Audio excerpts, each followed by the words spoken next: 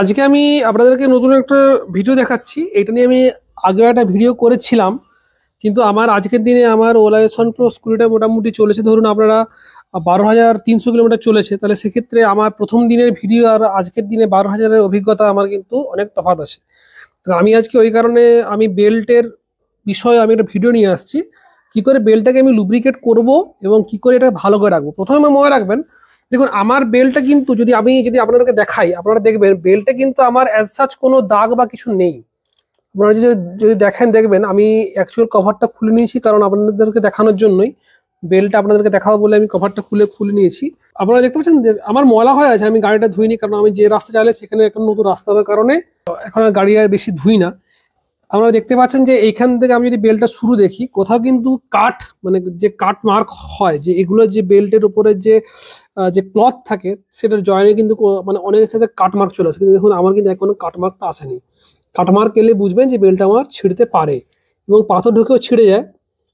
আপনারা দেখতে পাচ্ছেন যে এমনি ময়লা জমে আছে, কিন্তু কোথাও কিন্তু কাট মার্ক নেই। এরপর আমি শুরু করছি। এরপর আপনারা দেখুন, আপনারা প্রথমে আপনারা দেখবেন যে এমনি একটু পাত্রে জল নিতে হবে, জল এবং ব্রাশ নিতে হবে। এরপরে আমরা কি করব, যে আমাদেরকে মনে রাখতে হবে যে আমি মানে একটা মার্কিং করে নিতে হবে যে যেখান থেকে আমরা শুরু করব। তাহলে এইটা জলে ভিজিয়ে ভিজিয়ে বেল্টের মধ্যে এই ভেতরগুলো না এমনি করে পরিষ্কার করে নেবো। আপনারা দেখতে পাচ্ছেন যে বেল্টটা আমরা এমনি করে জল দিয়ে পরিষ্কার করে নেবো। সাবান জল ইউজ করতে পারেন, নাও করতে পারেন, সাবান জল কোনো লাভ নাই, কারণ আমি তো সিলিকন স্প্রে দেবো। তাহলে এমনি করে করে কিন্তু আমাদের পরিষ্কার করে নিতে হবে। বেল্টটা আমার শব্দ আসছিল, আবার মনে রাখবেন যাদের বেল্টের শব্দ আসে তারাও কিন্তু এই জিনিসটাই করবেন। প্লেন্টি অফ ওয়াটার দিয়ে ইচ্ছা মতন করে আপনারা কিন্তু বেল্টের ভেতরের অংশটা ভালো করে পরিষ্কার করে নেবেন। আপনারা দেখবেন যে ব্রাশটা কিন্তু আমার মোটামুটি ধোয়াই ছিল, কিন্তু আজকের দিনে ব্রাশটা একদম সম্পূর্ণভাবে কিন্তু কালো কালো হয়ে গেছে, এবং সম্পূর্ণভাবে কিন্তু বেল্টটা আমরা পরিষ্কার করে নেবো। আস্তে আস্তে যেমন প্রয়োজন হবে তেমনি করে ভালো করে আপনারা কিন্তু পরিষ্কার করে নেবেন। আপনারা মনে রাখবেন, যদি আমরা নিয়মিত ক্লিন করি এবং বেল্ট সঙ্গে যদি আমাদের এটা লুজ থাকে, লুজ মানে কি, না টাইট না লুজ, তাহলে একটা মিডিয়াম পর্যায়ে থাকে, যেটা আমার যেটা অলরেডি আছে, এবং ম্যাক্সিমামের ক্ষেত্রে ওটা থাকে এবং অনেক ক্ষেত্রে টাইট হয়ে যায়। তাহলে কিন্তু টাইট হলে কিন্তু আপনারা সার্ভিস সেন্টারে গিয়ে, বা যদি আপনারা নিজেরা করতে পারেন আলাদা কথা, নাহলে সার্ভিস সেন্টার গিয়ে কিন্তু বেল্টটা লুজ করে আসবেন, তাহলে বেল্টটা সহজে কাটবে না। পাথর ঢুকলে কেটে যেতে পারে, পাথর না ঢুকলে কাটবে না। আর দেখুন আমার এই যে ব্রাশটা নিয়েছিলাম, সেটা যখন নিই তখন এটা কতটা পরিষ্কার ছিল, কিন্তু এটা ঘষতে ঘষতে দেখুন যে ধুলোগুলো জমে যে কালো হয়ে গেছিলো সেগুলো কিন্তু বেরোচ্ছে। আপনারা কিন্তু এটা নিয়মিত 1000 কিলোমিটার অন্তর করবেন বা 6 মাস অন্তর করবেন। এবং সঙ্গে সকলকে বলছি আমি, সিলিকন স্প্রে কিনবেন। সিলিকন স্প্রে কিন্তু এমনি যে খুব বেশি দামে সিলিকন স্প্রে কিনবেন অমনি নয়। আপনারা যেমন সুবিধা হয় তেমনি আপনারা মানে দেখবেন যে ট্রেডমিলের যে লুব্রিক্যান্ট যেগুলো হয় সেগুলো করবেন। এবং এইটার যে আমি যে দেখালাম বেল্টের নিচের যে পোর্শনটা, ওইখানে আপনি এই সিলিকন স্প্রেটা দেবেন। সিলিকন স্প্রে দেওয়ার দুরকম আছে নিয়ম, আমি যেহেতু বেল্ট কভারটা খুলেছি তাহলে আপনার সুবিধা হয়েছে। আর এইটা সাধারণত স্পিডে যদি মনে করুন 20 কিলোমিটার স্পিডে রিজেন দিয়ে যদি দেন তাহলে কিন্তু ভালো করে নেয় না, তাহলে আমি ওই জন্য বেল্টটা ঘুরিয়ে ঘুরিয়ে দিচ্ছি। আপনারা দেখতে পাচ্ছেন যে আমি কেমন করে দিচ্ছি। আমি এইটা নিয়ে আমি এমনি করে তৃতীয়বার দিলাম। এই একটা সিলিকন স্প্রে এর মেয়াদ হচ্ছে কিন্তু ধরুন 500 থেকে 1000 কিলোমিটার। যদি খুব বেশি ধুলোয় চলে তাহলে কিন্তু সিলিকন স্প্রেটা আর এই শব্দ কিন্তু চলে আসবে, মানে একটা ক্যাচ ক্যাচ করে শব্দ আসে, কারো কোনো ঘর ঘর করে শব্দ আসে, বা যখন আপনারা পিক আপ যখন দিচ্ছেন তখন একটা অন্যরকম শব্দ হয়। আপনারা সিলিকন স্প্রে দেবেন তাহলে কিন্তু বেল্টটা অনেক ভালো থাকবে।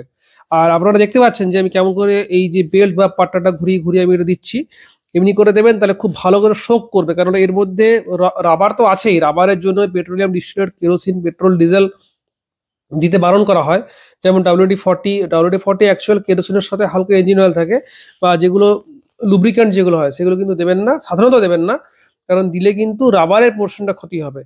আর এইটাতে যে ক্লথ, মানে এগুলোতে একদম খুব নাইলন ফাইবার দিয়ে বেল্টটা তৈরি করা আছে, তাহলে ওইটার জন্য ইঞ্জিন অয়েলে কোনো সমস্যা হয় না বা পেট্রোলিয়াম ডিস্টিলেটে কোনো সমস্যা হয় না, কিন্তু রাবার পোর্শনটার জন্য কিন্তু সমস্যা হয়ে যায়। ওই জন্য আপনারা দেবেন না, সিলিকন দেবেন। সিলিকন দিলে রাবারটা রিজুভিনেট হয়, মানে রাবারটা নরমই থাকে এবং খুব সহজে নষ্ট হয় না। এবং সাধারণত 3 জন চাপাবেন না, 3 জন চাপালে কিন্তু গাড়ির খুব ক্ষতি হয়। আপনারা দেখতে পাচ্ছেন যে আমি কেমন করে করে ঘুরিয়ে ঘুরিয়ে দিচ্ছি। এমনি করে এটা আমি পরপর দুবার আমি দিলাম।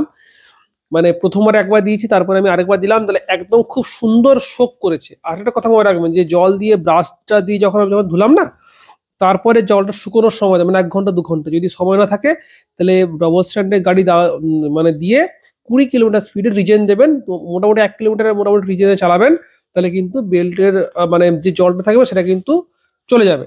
এরপর দেখুন আমি আপনাদেরকে দেখানোর জন্য, দেখুন আমি এখন কিন্তু 20 কিলোমিটার স্পিডে রিজেন দিয়েছি। এটা আমি আপনাদেরকে দেখানোর জন্য বলছি, এটা হচ্ছে দ্বিতীয় উপায়। আপনারা প্রথমে যেমন বললাম যে বেল্ট কভারটা না খুলে আস্তে আস্তে দেবেন, এটা হচ্ছে দ্বিতীয় উপায়। এই যে স্ট্রটা আছে, এই যে সিলিকন স্প্রে যে স্ট্রটা আছে, ওই স্ট্রটা দিয়ে আপনি যে কোনো জায়গা থেকে ঢুকিয়ে আপনারা এমনি করে করে দিবেন। এটা এইটাতে বেশি সিলিকন স্প্রের মানে অপচয় হয়, কিন্তু তুলনামূলক কাজের কাজ কিছু হয় না। আমি ওই জন্য এটা আমি সাধারণত এখন ইউজ করছি না।